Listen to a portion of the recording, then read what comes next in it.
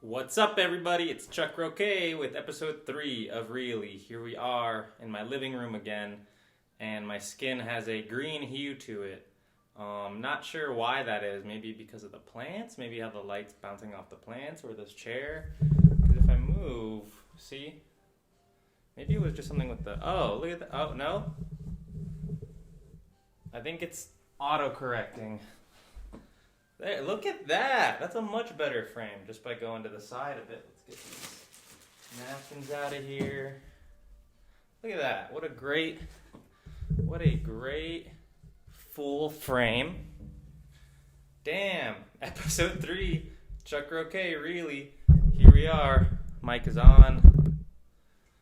What's up? Yours truly, Chuck Roque.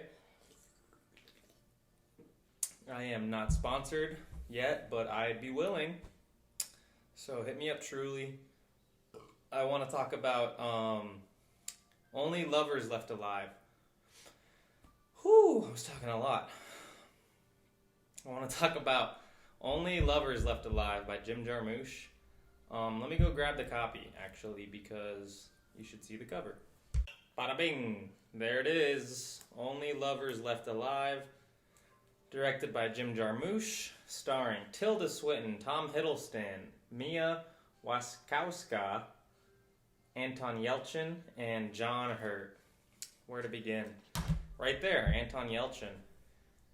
The late Anton Yelchin, I don't know if you know this story, but he was a great actor, lives on in cinema, but was killed a couple years ago, I believe in 2016, when his car, which I think was a Jeep, the e-brake released for whatever reason, and it pinned him against the garage door, and we sadly lost that talent. But that story's fishy. I mean, it's a weird way to go. I don't know if it was a suicide, a homicide, or just a weird, scary coincidence, but it's a tragedy, nonetheless, and we get to see one of his final roles. If you watch this film, you'll see the talent that he brought to every film. He was kind of like the guy from The Godfather and Deer Hunter, John Cazale, who was married to Meryl Streep for a brief moment before he died of cancer. He was that caliber of actor, I would say, because he would always play a supporting role that was more interesting and charismatic than the main. And that's a good thing, obviously. I'm looking at my cat who just got groomed. Handsome man. But that's how I say some movies are bad, maybe story-wise, but directing and acting and lighting-wise, that's how some acting could be. Or a movie could shine based on the supporting characters alone. Like this one, Only Lovers Left Alive. Well, everybody shines in this film. But a better example where the side characters are more interesting would probably be something like... I'm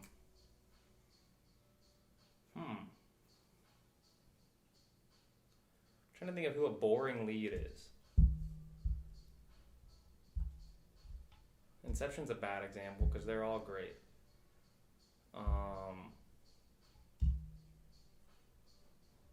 Man of Steel, maybe? Damn, this is a tough one. There's a lot of dead air going on here too. Well, let me not think about things that are negative and bad. So maybe I'm maturing cinema-wise with my taste. I got this film recently at Amoeba, at their new location, and it was sick as hell to go to see, and it was a first for me where I went with somebody and I was done before they were or ready to leave around the time they were, which never happens, which is, I think, a growing up moment for me as a movie guy. Getting into movies, I liked all the classics like Tarantino, Guy Ritchie, Scorsese, Spielberg, all that shit. where you think you're unique and edgy because it's violent, but then you start to like see the screen language and it's just like white crime stories. Um, and they're great. They're great films, but I've really become an eclectic viewer and a much bigger world cinema viewer. That being said, this is American cinema, not to just stick on to, you know, our own country and our own biases and our own taste and stuff. But Jim Jarmusch is a great example of a filmmaker who's like outside the Hollywood system and can still make a compelling ass story. It's like obviously an artsy indie movie, so if you're not into that, you won't be into this. But he managed to get Loki. Tom Hiddleston is the lead in this film with Tilda Swinton, who was, she's best known in my opinion as Social Services and Moonrise Kingdom, among a plethora of other roles. She was one of the headmaster, the guardian person in Doctor Strange. Tilda Swinton has such a look and energy to herself that she brings to every film, and you could tell she's an actor, like a great actor, but she also has this, she's very self-aware of her look, and she knows how to perform, especially in something like this. Let me start with the screenplay. Only Lovers Left Alive has one of the best, in my opinion, cleverest screenplays for someone who wants to make a movie. It's about these two lovers who are vampires and have been around since maybe 16th century, and are still, they're their age in the movie. They look their age, but they're at like 400, 500 years old. But they're at that maturity level when you see them. And what I mean is they have John Hurt plays a much older vampire. You can imagine he's been around longer, and he's nearing the end of his life cycle. And then Tom Hiddleston has a younger sister who is just maturing and going through puberty and is way more vicious and more of a vampire, more excited to kill. And when you meet the two main leads, they don't kill for pleasure anymore or even for necessity. They have a good, like Tom Hiddleston has a good relation with a doctor in the town that he's in. I think it's Memphis, and he buys blood from him. So they take away the horror element, or I want to say they take away the traditional horror element of a vampire movie. So it's not like a Dracula. Well, actually, I haven't seen Dracula, but it's not like I Am Legend or like a Van Helsing. At least it's way more artsy. I bought it specifically because I'm trying to learn light, and this is a movie I remember watching last year in quarantine, and I adored. I was so hooked. It's a great romance, but I think it's just a great story because they get you in this. They're able to suspend disbelief that these are vampires, and when it's not mortal dangers affecting characters, and you're focusing on an existential crisis, like why. I think this sums it up. Tom Hiddleston in the film is suicidal at points, and that's a great, piece of storytelling right there. What could compel an immortal being to be suicidal? You would think, most people say they want to live forever. At least when you're a kid, you want to live forever. That's up there with like super strength and stuff. A lot more woke people know they don't want to live forever and know that this time is meant to be as long as it is. I kind of thought that was hard. I'm trying to live to like 100 at least. Some people are against that. Maybe it's because I'm a fire sign. But some people, are content with when they go, they'll go. And maybe, I think I'll get there too. There's a part of me there's that dualism where it's like live every day like it's your last, but also build and have goals. And I think I know what I'm about these days, which is good to say. And there are days where it's tougher to find out what I'm about, because I'm just a product of this world. But back to this movie, just check it out. It's really amazing. $18.99 for just the DVD in like great condition. It's won all these awards. Look at it's got maybe it was just in Cannes Film Festival. I don't know if it won these, but It's got a lot of awards. It's got a lot of those. Pardon. It's got a lot of these babies all over. And you know when a movie's got those babies, it's a hit. So I just wanted to ramble a little bit about that film. This is a really short bit. Maybe I'll keep drinking this Truly and talking though.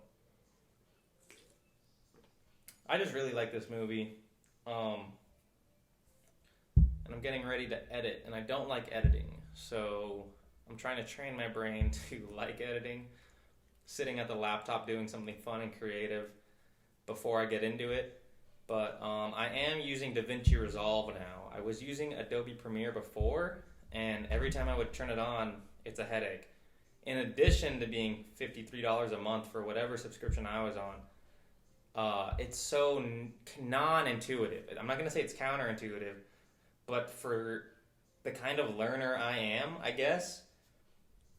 And that being said, I'm not a laptop person, so no shade at Adobe, but I personally don't think your products are user-friendly at all, man.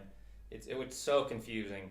To crop a video in Adobe, you have to go to the effects panel and transform, and then click crop under the transform drop-down, click crop, and then you have to go back to your editing screen, I think, and hit the effect and click below and see where crop is. So you have to pick it on a different page, then you can actually use it. And I want something that I could just use right then and there, and DaVinci Resolve gives me that. And the timeline is way simpler. There's no distracting names, and I call it a paralysis by analysis.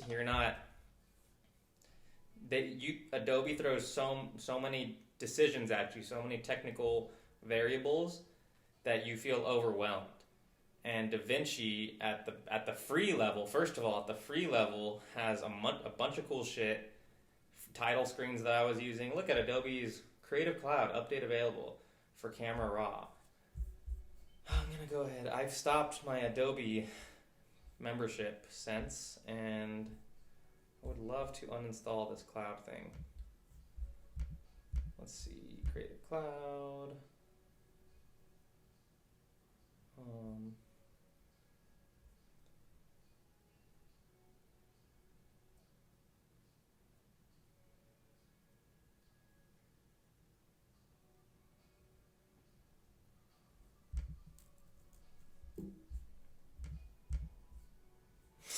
This probably looks really boring. I'll do that in a second. But yeah, I'm using DaVinci now, and I'm excited to be editing this project, No More Comedy. I'm finally getting to the Josh Bowden episode, and that dude's a homie. I've been meaning to do it justice for a while because I have 2 videos of the same interview, and I started something big during quarantine. I think I bit off a project bigger than I could chew, and here we are still chiseling away, so it's fine. I gotta learn how to finish projects. Maybe you do too, huh? But maybe you don't. Maybe you finish projects quite often. Hit me up. Let me know your secret, bro. I'm drinking ginseng and turmeric, So, and I burn my incense and I pull tarot. So, I don't know what my problem is, bro. I try to put in the work. Maybe it's because I try to put in the work and I don't put in the work. Ah. See what happens when you have a camera in front of you? Well, there we go. If you're watching this, if I actually posted it, and you're a comedian who has a show or a mic, or you're gonna be doing something, dude, hit me up if we can carpool, or hit me up in general. I want to film it. If you're a comedian, I want to film you. Hit me up. Hit up the DMs. Hit up my line if you have it.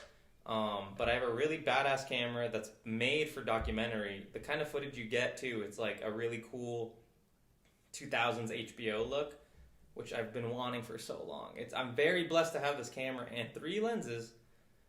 On episode 3 lenses. So hit me up. I want to know more about comedy in the most organic film way possible. when the camera and the mic are in my hand and I'm looking at it, I know what I want to ask finally, and it's so not fake. I want to open people's eyes to what we do, and I want to show what happens behind the sets and while we're waiting for sets. That's my whole MO on this. It's like a love letter to comedy in a sense. So if you're interested in this project, please hit me up. Just go to my DMs and shit. I think that's enough for this. I'm going to get to editing the next episode. So thanks for listening. Hope you have a great day. Chuck Roque out.